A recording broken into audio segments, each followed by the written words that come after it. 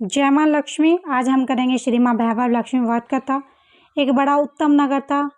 बड़े बड़े लंबे बाजार, बड़े सुंदर विशोभित दुकानें, ऊंचे ऊंचे मकान, बड़े सुंदर स्त्री पुरुष, बाल वृद्धों से वह नगर सुशोभित था। सभी लोग एक दूसरे की भलाई का ध्यान रखते थे, दिन में एक परोपकार अवश्य करते थे, एक दूसरे का सम्मान करते थे, अतिथि का सत्कार करते थे, साधु संतों को विश्राम देते। मधुर गायन वादन से दशों दिशाएं गूंजती।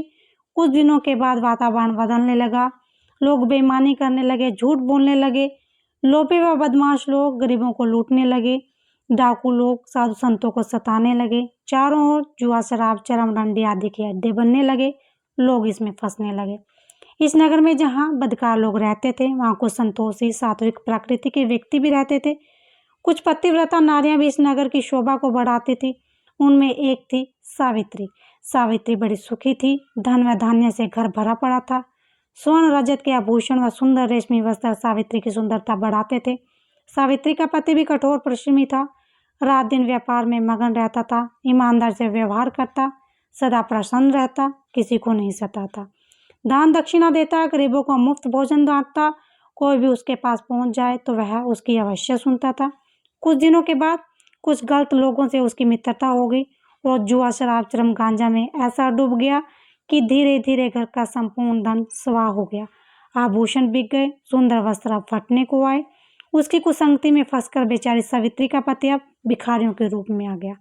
शराब के लिए सावित्री को मारपीट करने लगा, बुरी बुरी गालियां देने लगा। सावित्री बहुत कमजोर हो गई, बीमार रहने लगी। उसका पति उसे दवाई भी लाकर नहीं देता। घर में बर्तन भी गिरवी रखे जाने लगे।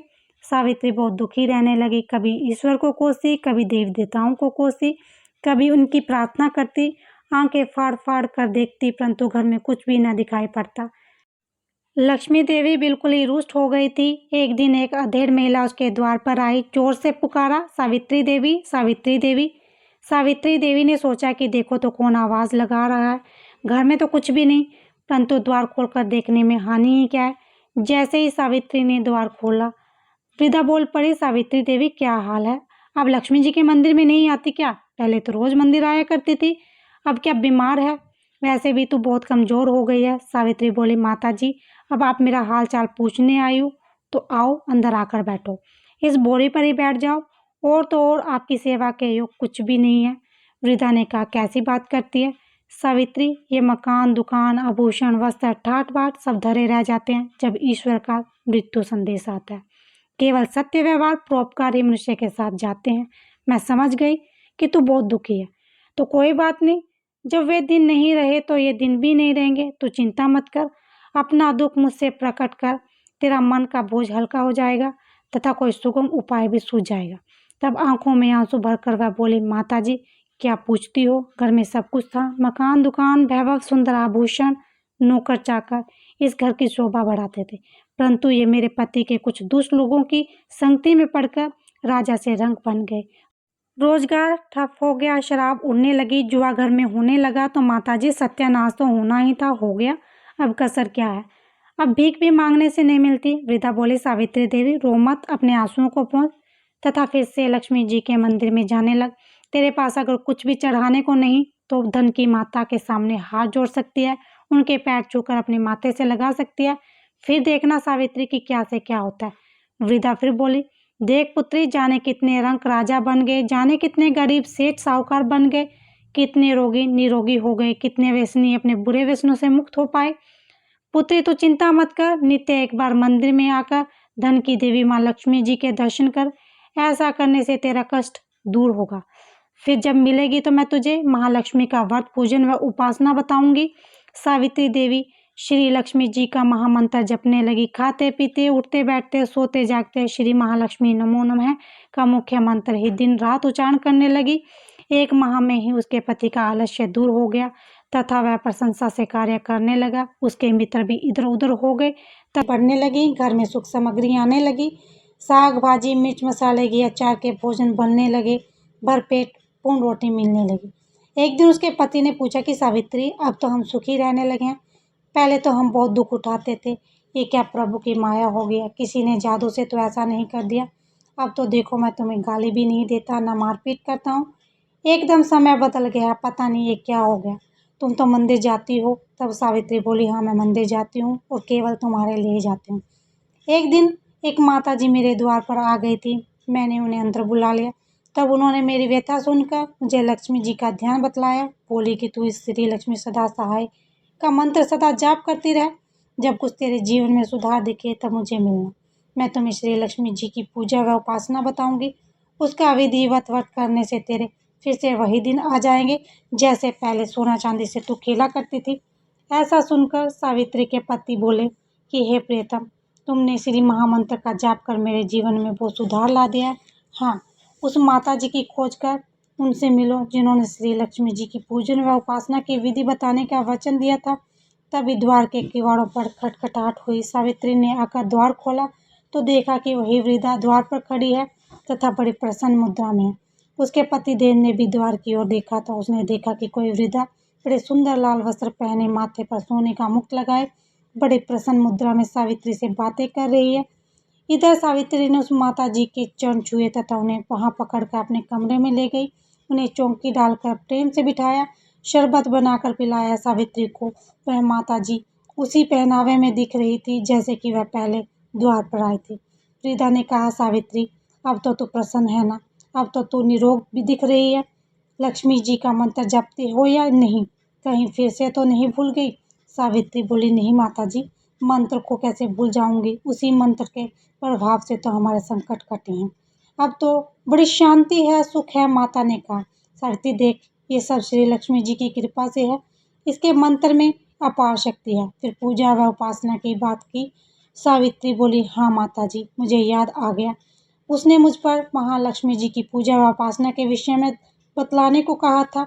सो अब हम पहले से बहुत सुधार में हैं तथा 2 समय की रोटी बड़ी खुशी से भरपेट मिल रही है। माता ने कहा, अरे पगली, तो फिर वैसी ही हो जाएगी जैसा कि पहले गरीबों को खाना बंटवाया करती थी। अब सुन, मैं तुम्हें श्री महालक्ष्मी जी की पूजा उपासना का वर्णन करती हूँ, तो तू ध्यान लगा कर सुन। कोई भी व्रत जब तक विधि पूर्वक नहीं किया जाता उसका फल नहीं मिलता।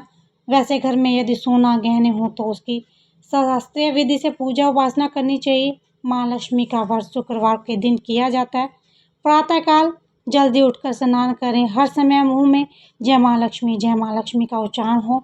व्रत प्रारंभ करते समय यह भी संकल्प लें कि मैं इस व्रत को 7, 11, 21, 31, 51 या 101 शुक्रवार करूंगी। प्रारंभ में थोड़ी अवधि का भी संकल्प लें। यदि इस अवधि में मनोकामना पूर्ण हो तो व्रतों की संख्या बढ़ा देनी चाहिए। किसी की चुगली न करें। सायंकाल पूर्व दिशा की ओर मुख करके आसन पर बैठें और माँ लक्ष्मी की मूर्ति या चित्र किसी ऊंचे स्थान पर रखकर उसके आगे चावलों की कटोरी से ढेरी बनाएं। एक खुली प्लेट लें। सोने अन्यथा चांदी के जेवर रखें। चांदी में भी जेवर नहीं है तो रुपए रखें। चावल की ढेरी पर एक मिट्टी का अथवा चांदी, कांसे या तांबे का कलश रखकर कलश पर उस प्लेट को रखें तथा उसके पास ही ताम्र पात्र अथवा चांदी पर अंकित श्री यंत्र स्थापित करें। यदि तांबे अथवा चांदी का श्री यंत्र न हो तो कागज पर मुद्रित श्री यंत्र को भी रख सकते हैं, क्योंकि वैसे तो माँ लक्ष्मी के अनेक रूप हैं परंतु इन सब की नींव श्री यंत्र है। अतः वैभव लक्ष्मी माँ के पूजन करते वक्त सर्वप्रथम श्री यंत्र और लक्ष्मी जी की विधि रूपों को सच्चे मन से दर्शन करें। श्री यंत्र तथा कलश की स्थापना के पश्चात जल, रोली, चंदन, चावल, फूलों से यंत्र, कलश तथा सोने चांदी का पूजन करने चाहिए। अगरबत्ती जलाकर धूप देनी चाहिए तथा श्री यंत्र के पास दीपक जलाना चाहिए। इसके पश्चात लक्ष्मी स्वयं पाठ करना चाहिए। बताशे अथवा शक्कर तथा 5 प्रकार के फलों से भोग लगाना चाहिए। आटे को घी में भूनकर तथा उसमें चीनी मिलाकर तैयार करें। पंजीरी का भोग भी लगाना चाहिए। पूजन करते समय अंत में माँ लक्ष्मी की इस प्रकार अर्चना करनी चाहिए, हे माँ वैभव लक्ष्मी, आपके अनेक रूप हैं। आप ही सारे विश्व में सुख प्रदान करती हैं। आप ही विष्णु पत्नी हैं। यहाँ वास होता है, वहाँ पर कभी भी दुख नहीं आता। मैं आपका यथाशक्ति भाव से पूजन तथा व्रत करती हूँ। अब मैं कृपा करके मेरी मनोकामना पूर्ण करें। मैं आपकी शरण में हूँ, मुझ दिन पर दया करें। माँ, जय माँ लक्ष्मी, जय माँ वैभव लक्ष्मी। अंत में दीपक द्वारा लक्ष्मी जी की आरती करनी चाहिए। इसके पश्चात घी, आटे और चीनी को भूनकर बनाया गया प्रसाद, इसमें केले भी काटे हों, माँ लक्ष्मी जी की आरती के पश्चात प्रसाद के रूप में लोगों में बांटें। यह व्रत निरंतर 11, 21, 51 शुक्रवार करने से दृढ़ संकल्प माँ के सामने करें। सूर्यास्त होने के पश्चात माँ की उपासना करने के बाद प्रसाद वितरण के पश्चात आप स्वयं भी प्रसाद व भोजन ग्रहण करें। तत्पश्चात माँ के आगे रखे हुए गहनों व रुपयों को तिजोरी में रखें व कलश के पानी को तुलसी में डाल दें। चावल के दानों को पक्षियों को डाल दें। व्रत करने वाले भक्तजन को यह जरूरी है कि वह व्रत कथा का पाठ करे व लोगों को भी कथा सुनाए। इस प्रकार विधिवत पूर्वक व्रत करने से व्रत का फल अवश्य प्राप्त होता है। माँ लक्ष्मी उस मनुष्य का कल्याण अवश्य करती है। यह मानव सभी कष्टों से दूर होकर धन और संतान लाभ इत्यादि को प्राप्त करता है। स्त्री का सौभाग व कुंवारी लड़की को मन भावक वर मिलता है। आखिरी व्रत के दिन शुक्रवार व्रत का सशास्त्रीय विधि द्वारा उद्यापन करना चाहिए। उस दिन खीर या नैवेद्य बनाएं। पूजन विधि हर शुक्रवार की तरह करें। पूजन विधि के पश्चात श्रीफल को फोड़ें और कम से कम 7 कुंवारी कन्याओं को कुमकुम का तिलक लगाकर भोजन आदि करवाएं। फिर उन्हें एक श्री ओम भैभव लक्ष्मी व्रत कथा की पुस्तक उपहार में दें और साथ ही सभी रिश्तेदार व पड़ोसियों को भी एक एक पुस्तक उपहार में दें व उनमें भी श्री माँ भैभव लक्ष्मी व्रत करने को कहें। कम से कम 7 व अपनी श्रद्धा अनुसार जितनी पुस्तक बांट सकें बांट दें। इस व्रत में श्री माँ भैभव लक्ष्मी व्रत कथा की पुस्तक दान का बड़ा महत्व है। इस पुस्तक के पढ़ने से दूसरों को भी व्रत करने की प्रेरणा मिलती है। उसका पुण्य ही पुस्तक बांटने वाले को मिलता है। फिर लक्ष्मी जी की प्रतिमा एवं श्री यंत्र को आगे हाथ जोड़कर प्रणाम करें और स्तुति करते हुए कहें, हे माँ लक्ष्मी, आपकी कृपा से संतानहीन को संतान, धनहीन को धन, भाग्य जिसमें विमुख हो उसे भाग्य विधाता बना देती हैं। आपकी ही कृपा से मैंने आपका यह व्रत पूर्ण किया है। अतः हे माँ लक्ष्मी, मेरी सभी चिंताओं को दूर करो, मेरी सभी मनोकामनाओं को पूर्ण करो। सावित्री को देखकर मोहल्ले वालों ने भी माँ श्री भैभव लक्ष्मी का व्रत किया। हे माँ भैभव लक्ष्मी, जैसे आपने सावित्री को प्रसन्न किया उसी तरह आपके व्रत करने वाले को प्रसन्न होना और करना। सबको सुख शांति समृद्धि देना। जय माँ लक्ष्मी, जय माँ भैभव लक्ष्मी।